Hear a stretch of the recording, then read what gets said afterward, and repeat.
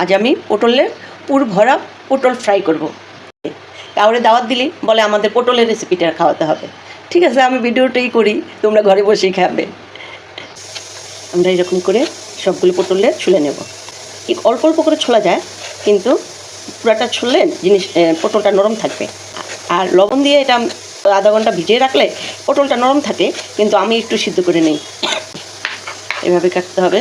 তারপরে এই যে মাঝখানে যেমনি ফাড়ি দিয়ে অল্প,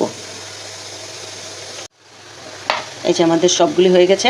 এখন আমরা এগুলো লবণ দিয়ে সিদ্ধ করব, ধুয়ে লবণ দিয়ে সিদ্ধ করে নেব। 1-2 উতাল আসলে আমরা এটা নামিয়ে ফেলব। এই যে আমাদের পটল সিদ্ধ হয়ে গেছে। অনেকে পটলটা আস্তে রেখে ঘষে নিতে পারে, আমার পটলটা আবার চোকলা শক্ত শক্ত থাকে দেখে আমি পুরাটাই ছুলে নিই। আপনাদের কারোর ইচ্ছে হলে আপনারা পটল সবুজ অংশটা রেখে দিতে পারেন।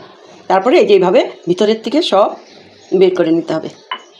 অনেক বাচ্চারা আছে পটল খেতে চায় না, কিন্তু এই যে উপরের সবুজ অংশ না থেকে যদি এই মাংস দিয়ে ঢুকিয়ে করে দেওয়া হয়, তখন তারা বুঝবে যে এটা তো নরম জিনিসটা, এটা তো পটল তো না। এক এক করে সবগুলো আমরা বের করে নেব। এখন আমরা মাংসটা ভরবো। এই যে আমরা মাংসটা রান্না করেছি, মাংসটা ভরবো ঠিক এই যে এটার ভিতরে।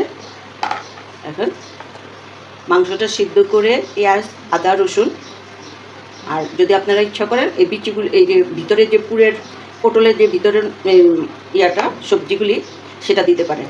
আমাদের বাচ্চারা বিচিগুলি খায় না, তো তার জন্য দিইনি। এই যে এইভাবে দিয়ে এটা এভাবে আটকিয়ে দিতে হবে। আবার ঠিক আগের মতন এটা যে এরকম বন্ধ করে দিই, তো বুঝবেই না যে এটা কী। এভাবে করে আমরা সবগুলো করে নেব।